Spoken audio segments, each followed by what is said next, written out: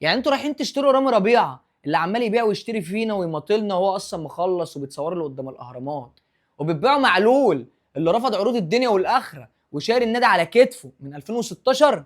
لا يا باشا، تعال نشوف الموضوع ده مع بعض.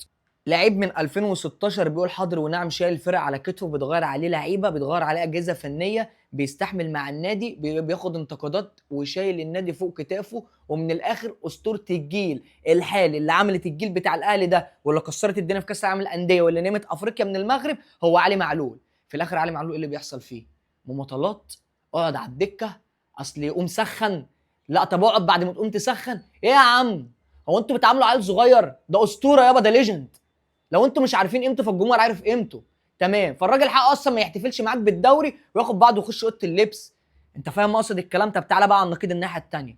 كابتن رامي ربيعه، الحمد والشكر ليك يا رب ان هو خارج من النادي، مع كامل احترامي وتقديري ليك وعلى الجون اللي انت جبته على فترتك اللي انت قضيتها معانا. ولكن انت ما تتقارنش بمدافعين كتير جم في الحته دي، وما تتقارنش بكباتن كتير مسكوا شرط الكابتنه بتاعت النادي الاهلي. تمام؟ انت مستواك فنيا الاهلي استحملك كتير، الاهلي استحملك في اصابات كتير، الاهلي خيره عليك في كتير قوي قوي قوي. طلعت فتره الاحتراف وجيت فشلت، الاهلي شالك.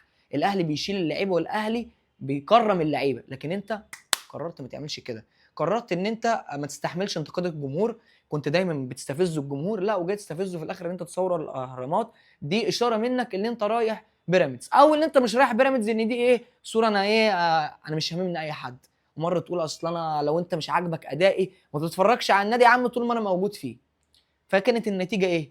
ان علي معلول ما تقدرش معنويا، ورامي ربيعه انت قعدت تقول له هاوي يمين وشمال وفي الاخر هو باعك. فهل انت بقى شايف كواحد بيحب الشعار ده، اللي حصل ده صح ولا غلط، ولا في كواليس احنا مش عارفينها؟